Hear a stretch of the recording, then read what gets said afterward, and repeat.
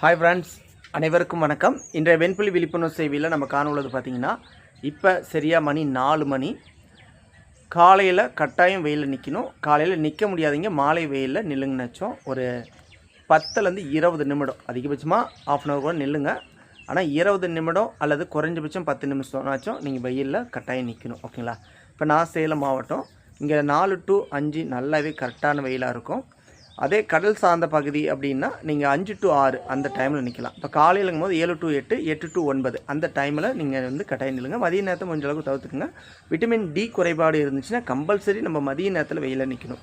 அது நம்ம போனுக்கும் ஒரு விட்டமின்ஸாக இருக்கும், ப்ளஸ் நம்ம ஒயிட் பேச்சஸுக்கும் ஒரு சப்போர்ட்டாக இருக்கும். ஏன்னா vitamin D, vitamin B12 and zinc and copper இதெல்லாம் குறைஞ்சிச்சின்னா, இந்த வைட்டமின்ஸ்லாம் குறைஞ்சிச்சின்னா நமக்கு வந்து இது கொஞ்சம் ஸ்ப்ரெட் ஆகுது. ஓகேங்களா? அதையும் நம்ம வந்து பார்த்து தாக்கணும்.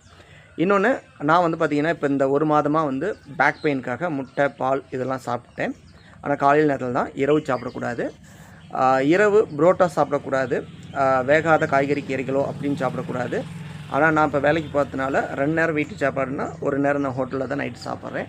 அது கொஞ்சம் எனக்கு வந்து ஒத்துக்கலை, நல்லாவே ஸ்ப்ரெட் பண்ணிச்சு. அல்லாமல் பத்தாவதுக்கு நான் மீன் சாப்பிட்டேன், புளி சாதம் சாப்பிட்ருக்கிறேன், எலுமிச்சஞ்சோறு சாப்பிட்ருக்கிறேன், மிளகா ஃபங்க்ஷன் அட்டென்ட் பண்ணியிருக்கிறேன். அதுலேயும் தயிர் பச்சடி, புளிப்பு இது எல்லாமே கொஞ்சம் மேய்ஞ்சிட்டுன்னு நம்ம சொல்லலாம். கட்டுப்பாடு இதுமாரிலாம் எதுவுமே கிடையாது. அதுக்காக பயத்தில் நான் சாப்பிட்டனாலும் கிடையாது. ஓகேங்களா? ஏன்னா நான் இப்போ வந்து தீபாவளி நோக்கி நம்ம வந்து வருமானத்தை கொஞ்சம் அதிகப்படுத்துறதுக்காக நான் வேலைக்கு ஓடி வந்துட்டுருக்கிறேன். இதில் கண்முழிச்சு ட்ராவல் வேறு. ஓகேங்களா? நான் காலையில் 7 மணிக்கு அல்லது 6 மணிக்கு வீட்டை விட்டு கிளம்புனா நைட்டு வரத்துக்கு 2 மணி, 3 மணி அல்லது 12 மணி அப்படி ஆகும். இதில் வந்து கொஞ்சம் கரெக்டான தூக்கமும் இல்லை.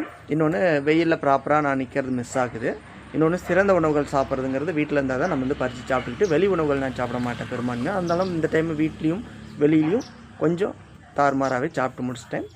அதுக்கு வச்சு செஞ்சிருச்சு. ஆனால் அது வந்து ஒன்றும் ப்ராப்ளம் இல்லை. காரணம் எனக்கே தெரிஞ்சு தான் இது வந்து ஸ்ப்ரெட் ஆகுது. ஏன்னா உடம்பை கொஞ்சம் தெம்பு ஆக்கிட்டு அதன் பிறகு தீபாவளி முடிஞ்சோட்டி அடுத்த வேலையை என்னாச்சும் வீட்டிலே இருந்துக்கிட்டு நம்ம பார்க்குற மாதிரி நம்ம வந்து ட்ரை பண்ணணும். இப்போதைக்கு இப்போ பிள்ளைங்களுக்கு துணிமணி எடுக்க, பட்டாச்சு வாங்கி கொடுக்க, இல்லை நமக்கு துணி எடுக்க, ஏன்னா 4 இடம் போகிறங்க வரங்கும் போது இப்போ நமக்கும் ஒரு அழகை மெருகேற்றணும் அப்படின்னா உடை அழகு அவசியம். ஓகேங்களா? அடுத்து நடை அழகு, அடுத்தது சிரிப்பழகு, இதுதான் முக்கியம். தோல் அழகுங்கிறது அடுத்த கட்டம்.